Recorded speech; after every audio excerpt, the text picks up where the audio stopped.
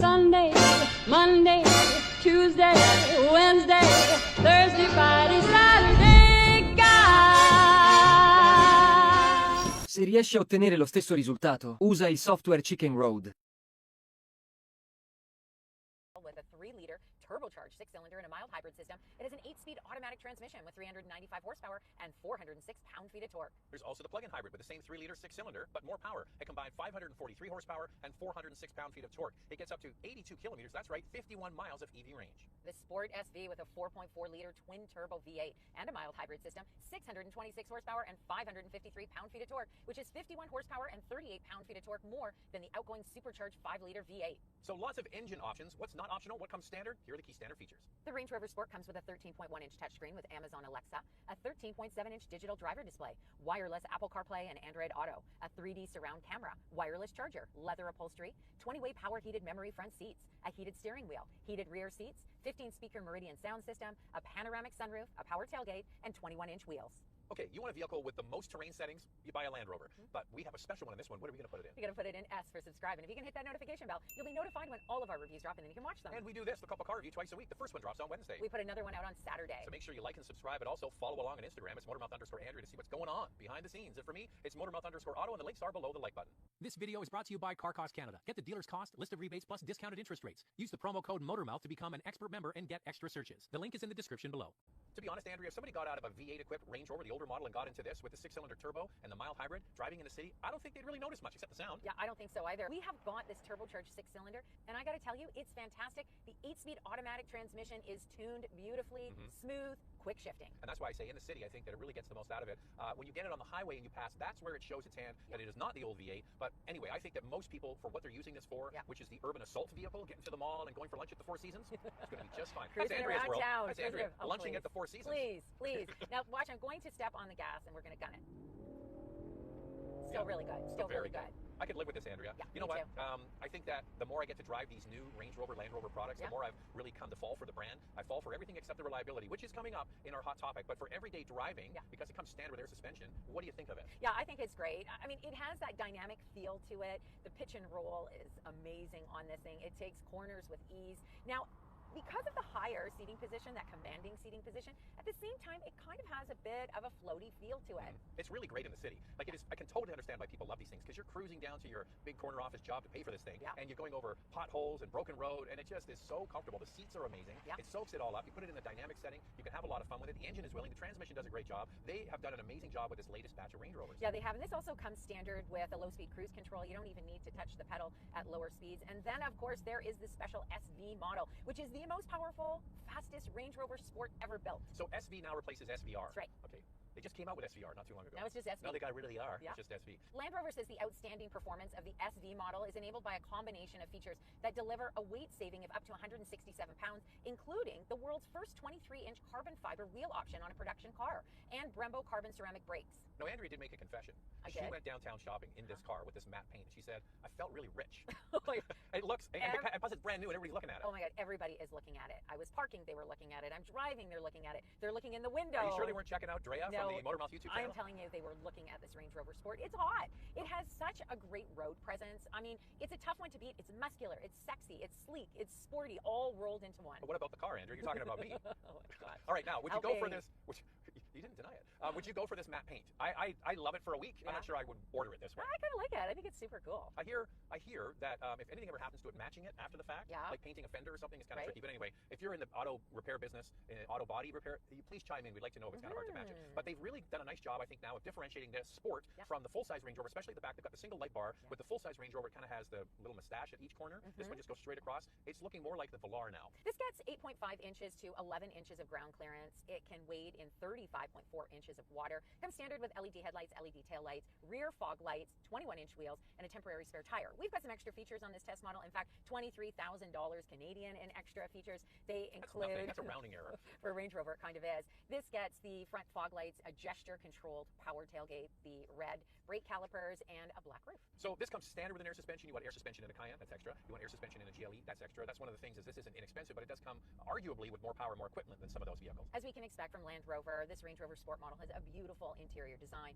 It's comfortable. You've got these 20-way power seats that come standard, a 13.1-inch touchscreen, which is actually quite intuitive to use. We haven't had any issues with it. I paired my phone right away, set up wireless Android Auto with ease. So I actually really like this system a lot. There are complaints that there have been some glitchiness wait a second, with it, wait a but second. it's been pretty good, except I just want to say they're having complaints about this system because this week we also have the Defender with the V8 engine, and Andrea has had nothing but problems trying to connect her phone. Yeah. So it should be the same system, and that one's buggy, and this one's working well. Yeah, so this one is working really well. And so, of course, when I got into the Defender, I was thinking it's going to be so easy. Oh, no, it took quite a while to connect wireless Android Auto to it, and it was like this hallelujah moment when it did, because then it started working properly. But the screen did freeze on me. All right, what you have, though, is a very clean design in here. Beautiful materials. So you've got cloth in the middle of the door here. I kind of like that. Beautifully padded all the way around. Like, they don't mess around. This is arguably a nicer interior, I would say, than the German competition, just out of the box. Yeah, we've got some extra features in this test model, the black veneer trim that you see on the side doors. Overall, I think for this base model, it really does feel upscale. I mean, I know you're paying over 100,000 Canadian for it. It should feel upscale. It does.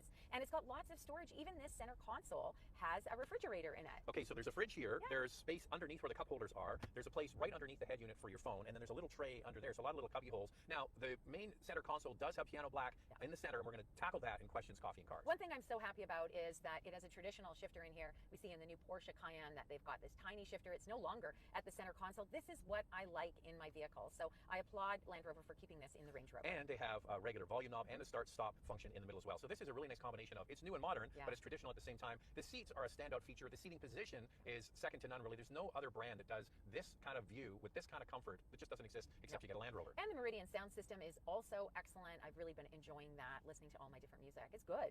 Other a la carte items that you can add to this trim include an 11.4-inch rear entertainment system, a head-up display, as well as different exterior and interior packages. This is also a nice size vehicle as well. You get in the back seat, there is plenty of legroom, same comfortable seats, and plenty of headroom as well. How does it stack up? Comparing the Range Rover Sport to the BMW X5 and Mercedes-Benz GLE, this Sport has 40.3 inches of front row legroom, which is about the same as these competitors. Second row legroom at 37.8 inches is a little more than the X5, but 3 inches less than the GLE. And there is a difference between the full-size Range Rover and the Range Rover Sport. Here's a shot of the full-size Range Rover, and it has the clamshell design for the rear hatch. So you get a little tailgate. This has just the proper lift gate, which some might prefer. Also, because it has air suspension, you can raise and lower the cargo area to make it easier to load things in and out. Overall cargo capacity at 53 cubic feet, and space behind the second row at 32 cubic feet is smaller than both the X5 and the GLE. All right, we're going to touch on this shiny hard plastic. Time now for Questions, Coffee, and Cars. Your questions from Instagram. Did I miss something? No ventilated front and rear seats at this price point? You're right, the base model does not come standard with ventilated front seats or ventilated rear seats. They'll sell it to you. Yep. It's just optional. You can add it as an a la carte item you if can you add want. all kinds of things. Or you could go up one from the base model, and that's where it's included.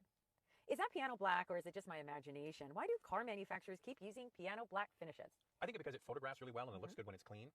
So I'm okay with it on the door cards here. Steering wheel? A little bit on the steering wheel. That's got the haptic feedback. Yeah. But this here, you know what I'd love for a manufacturer to do? I get to see it. Instead of having the shiny hard plastic, continue this vinyl or leather.